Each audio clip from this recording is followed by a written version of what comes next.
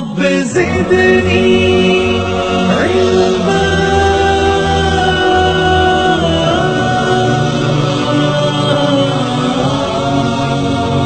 یہ غیر مقلد بولتے ہیں کہ نماز پڑھنے کے بعد جو دعا مانگی جاتی ہے وہ نہیں مانگتے. جی اصل میں کیا ہے نا، اور ان لوگ مانگتے بھی نہیں ہیں. پسند اپنی اپنی، خیال اپنا.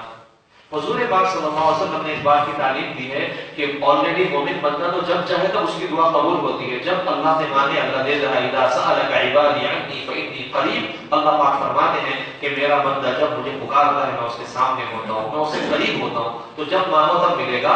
لیکن کیا ہے نا، ہر چیز کی ایک خصوصیت ہوتی ہے، ہر چیز کی ایک خصوصیت ہوتی ہے. جیسے کہ ہمارے دوست کہہ رہے تھے مولانا صاحب مچھلی اگر رات میں بنا کے رکھتے اور صبح کھاؤ تو بڑا ٹیسٹ آئے گا، وہ ایک تاثیر ہوتی ہے. تو ہر چیز کی اپنی جگہ ایک تاثیر ہوتی ہے، ہر چیز کی اپنی جگہ ایک تاثیر ہوتی ہے. اسی طرح دعا کا ایک خاص معاملہ ہے. یوں تو جب چاہو مانگو ملے گا، لیکن پیارے آقا حضور نبی کریم صلی اللہ علیہ وسلم نے بیان فرمایا کہ بندہ اگر دعا کرے فرض نماز کے بعد، بندہ اگر دعا کرے تہجد کے وقت، تو ان وقتوں میں دعا بہت قبول ہوتی ہے، زیادہ سے زیادہ قبول ہوتی ہے.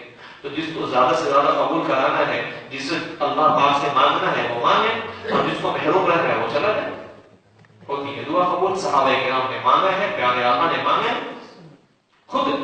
خود غیر مقلدین جو آج کے کہہ رہے ہیں کہ نہیں مانگنا چاہیے، ان کے بڑے علماء نے لکھا ہے مانگنا.